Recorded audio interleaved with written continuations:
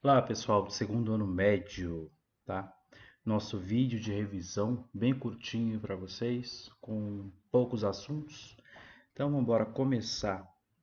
Voz passiva, tá? A gente vai fazer um, dois, três, quatro exemplos na voz passiva no presente simples, tá? Desculpe, no passado simples. Muito bem. Como que eu identifico que a voz passiva está no passado simples? Quando eu tenho essa forma aqui do verbo to be, ou esta forma, mais o verbo principal no particípio passado, tá? A gente chama de past participle, beleza? Primeira sentença aqui, ela está na voz ativa, porque tem um sujeito praticante. E aqui embaixo, a mesma frase, ela foi para a voz passiva, porque se concentrou apenas em quem? Na ação, tá? Somente na ação. Todas elas, ó. A primeira, a segunda, a terceira e a quarta, beleza? Tá vendo que tem a tradução aqui? Muito bem. Sempre, ó, na afirmativa, eu tenho, ó, sujeito, verbo e complemento da frase, tá? Então, they é o sujeito, é eles ou elas. O verbo to invite está no passado, invited. Quem? Me, sou eu, tá? Para onde? To the party, ou seja, they invited me to the party. Eles me convidaram para a festa. Muito bem. O que vai acontecer com essa frase aqui? Eu vou ter que colocar na voz passiva. Então eu tenho que inverter. Aqui eu consigo fazer uma inversão de ordem, é isso? Aí eu vou sumir com quem me convidou para a festa. Eu vou colocar o quê? Só a ação de ter sido convidado. Muito bem. Aí eu começo com quem? I, que sou eu. Tá vendo aqui a forma do verbo to be? Para I é was. E o verbo to invite, ele é um verbo regular. Só coloca o D no final, que ele vai para o passado ou passado particípio. I was invited to the party, tá?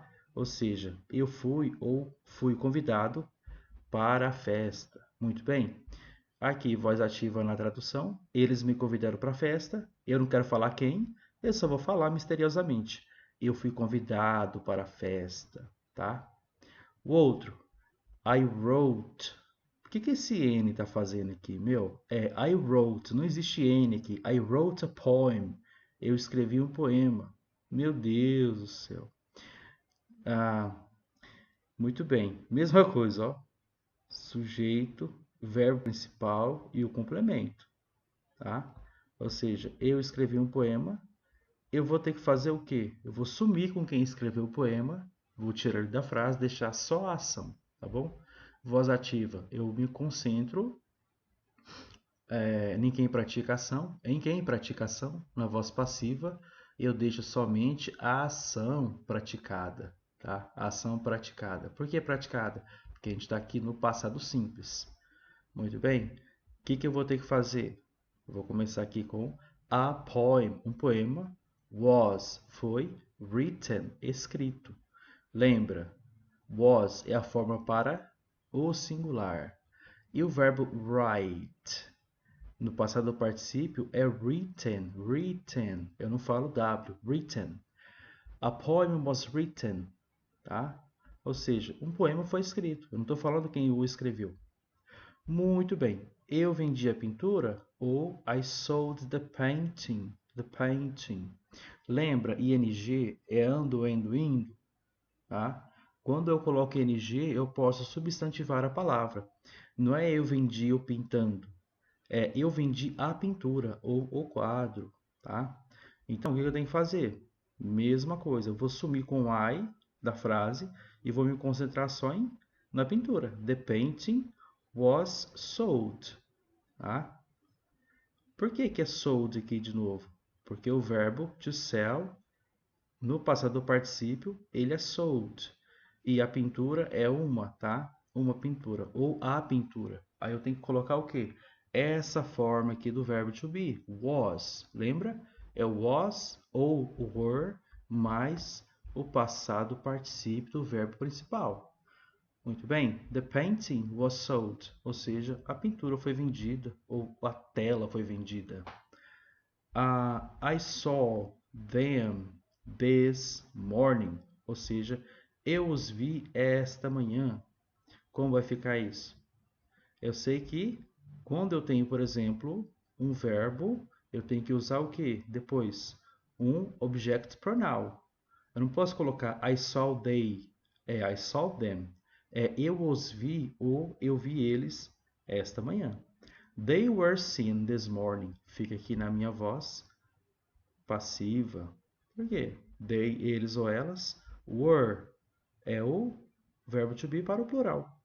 Lembra aqui, ó, were. Aí o verbo see, ele vai levar um N no passado do particípio. They were seen. Eles foram vistos. Quando? This morning. Beleza? Voz ativa, eu jogo para a voz passiva. Tá vendo que tá underlined, tá sublinhado aqui para te ajudar? Show de bola? Muito bem, voz passiva no passado simples, eu tenho que ter ou was ou were mais o verbo principal no passado particípio. Tá vendo? Invited está no passado particípio, written está no passado particípio, sold está no passado particípio e seen está no passado particípio. Beleza? Próxima. Aqui, cadê o cursor? Isso, muito bem. Voz passiva onde? No presente simples. Olha, todas as frases estão no presente. They clean their bedrooms. Eles limpam os quartos deles. The mother feeds the baby. A mãe alimenta o bebê. Great students read good books. Ótimos ou excelentes estudantes leem bons livros. She sings the song. Ela canta a canção. Tudo no presente. Eu vou fazer o quê? Vou tirar o praticante da ação e vou me concentrar só na ação em si. Tá? Muito bem. O que eu tenho que lembrar? Que eu estou no presente. Então, eu tenho que usar am, is ou are. Mais o past participle ou passado particípio do verbo principal. Essa aqui é fácil, né? Clean, você sabe que o que? É um verbo regular. Eu vou colocar o que? O e e o de. Cleaned. Já está no passado particípio. Olha, they clean their bedroom. Ou seja, mesma história de sempre. Sujeito, verbo e complemento. A frase está no presente, tá? Ok? E na afirmativa. Lá, as frases estavam no passado afirmando. Agora aqui, ó, o que eu tenho que fazer? Tem que modificar. Por que their? Their significa deles ou delas. Deles ou delas quem? Desse sujeito aqui, ó. They, eles ou elas. Tá? Eu vou fazer o quê? Eu tenho que modificar. Their bedrooms. Ou seja, os quartos deles ou os quartos delas. Mas se tiver os dois gêneros, vai para o masculino. Their bedrooms are cleaned. Esse are eu vou usar com quem? Com o plural, tá? Muito bem. The mother feeds the baby. A mãe alimenta o bebê. Beleza. O que eu tenho que fazer? Aqui eu consigo inverter, ó. The baby, eu jogo para cá. Is fed. Lembra, eu uso by para fazer o quê? Para indicar na voz passiva quem pratica ou quem praticou a ação. Eu posso fazer isso. The baby is fed by the mother. Ou seja, o bebê é alimentado pela mãe, tá? O outro, great students read good books. Ótimos estudantes leem bons livros. Aí eu posso fazer a inversão? Posso. Eu pego o finalzinho aqui, ó. Good books are read by great students. Tá? Agora voltando aqui. Por que é o is aqui, ó? Porque bebê é um. E bebê é quem? É ele, tá? Então, o is do verbo to be combina com ele. The baby is fed. O bebê é alimentado. Agora, good books é plural. Então, são eles, os livros. Aí eu uso are. Good books are read. A palavra read é ler. Aí eu coloco no passado, eu só mudo a pronúncia, read. Aí eu coloco no particípio, fica read também, só muda a pronúncia. Good books are read. Por quem? By great students. Tá? Aqui eu identifiquei na minha voz passiva quem lê os livros, tá? Então, os livros são o quê? Lidos por Ótimos estudantes. O outro, she sings the song. Ela canta a canção. Muito bem. Aí eu posso fazer inversão? Posso, aqui bem fácil. The song is sang, tá? Muito bem. Próximo que eu tenho aqui. Esse aqui é no presente simples. Agora, eu vou utilizar o futuro, tá? O futuro. Futuro. Pera aí, deixa eu tirar esse breguês daqui. Aí você vem pra cá. Tá, ficou grande esse trem. Enfim.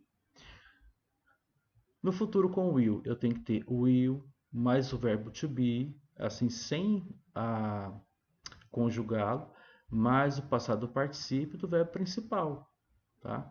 Então, I will follow. Eu vou seguir o quê? The instructions, as instruções. Eu posso inverter? Posso. The instructions will be followed.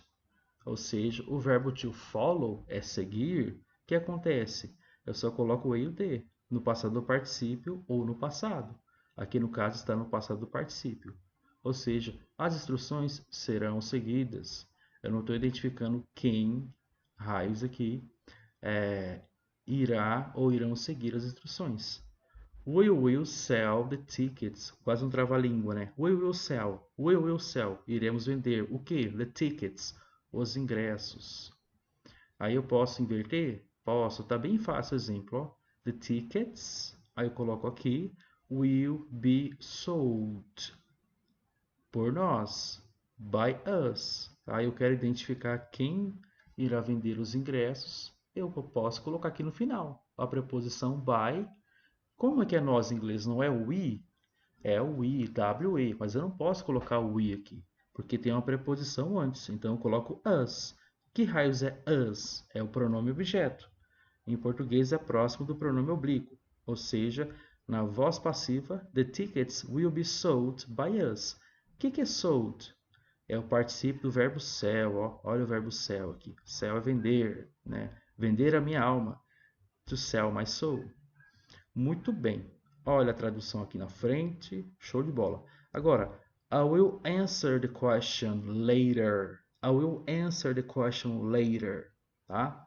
Então, eu vou responder a pergunta mais tarde ou irei responder a pergunta mais tarde. Eu posso inverter? Posso, né? The question. Aí eu coloco aqui na frente, na minha voz passiva, porque você viu que você acabou de ler a voz ativa. Aí eu coloco will, aí eu coloco be, aí eu coloco answer, eu coloco o will de.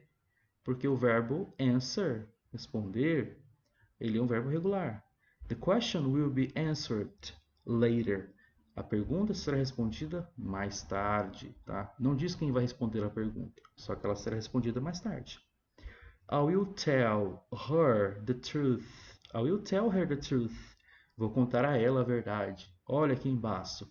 Por que eu não coloquei she aqui? Porque tell é um verbo. E depois do verbo eu coloco o quê? O object pronoun, pronome objeto. Eu posso inverter? Posso também, ó, tá facinho, ó. The truth will be told, né? Ou seja, a verdade será contada. Não fala quem vai contar a verdade, mas que a verdade será contada.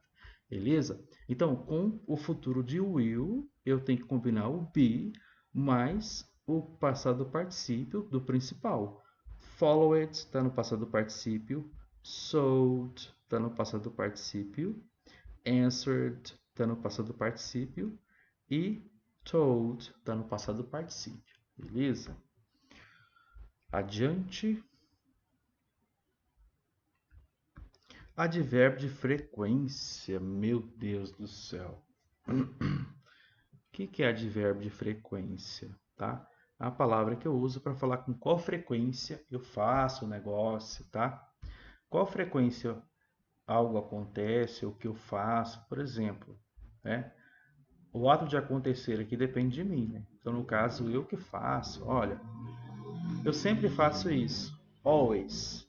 Onde vem o advérbio de frequência aqui? Ele vem antes do verbo. To practice.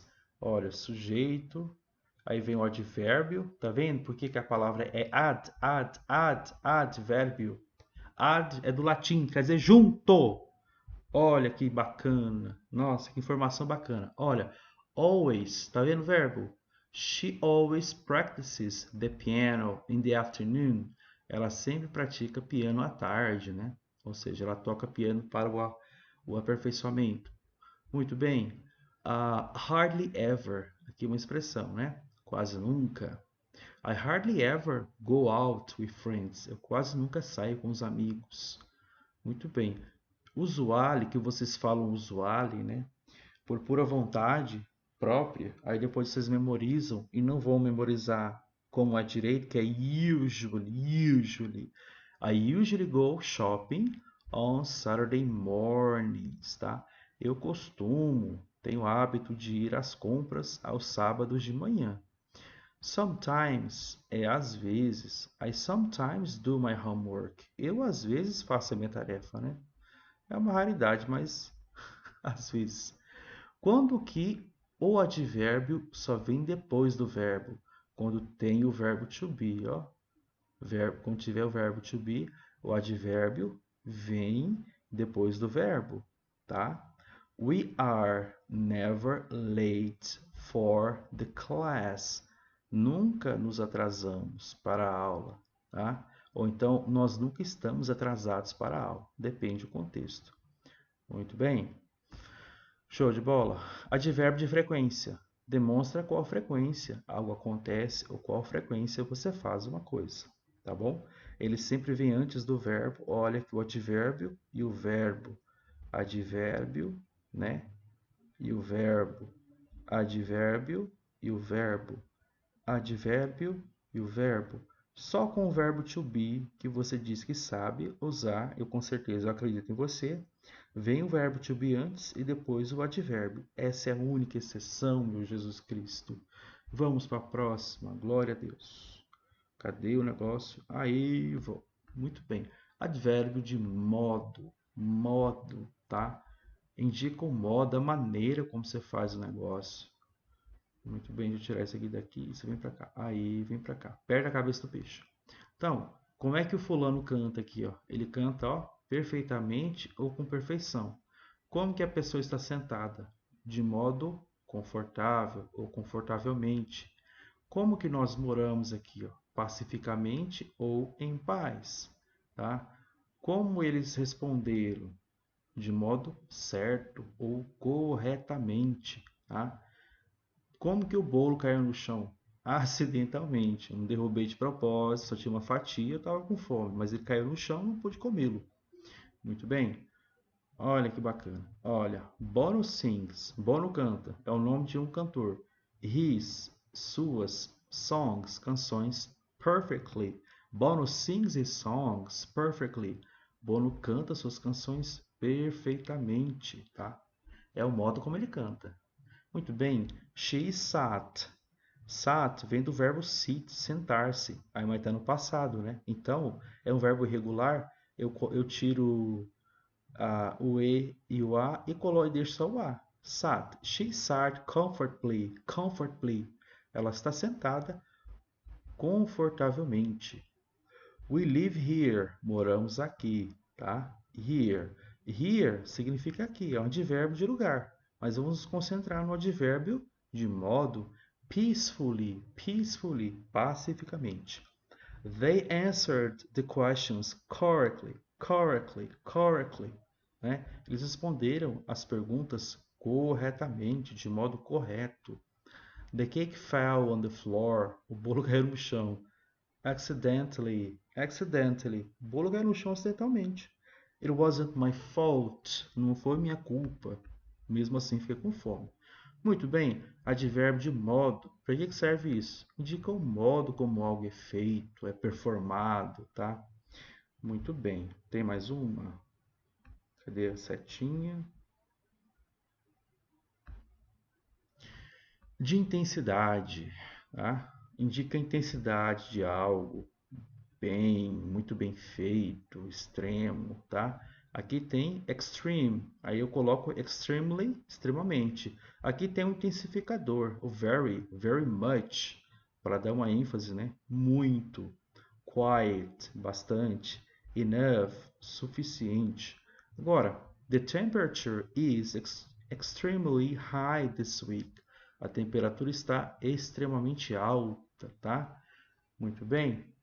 Extremamente alta. Aqui eu tenho o advérbio extremo para dar o quê? A intensidade que tá. Eu podia colocar assim, ó. The temperature is high this week. A temperatura tá alta, né? Tá quente esta semana. Mas eu quero enfatizar a intensidade. Extremely. Tá? Her mother loves her. Her mother loves her very much.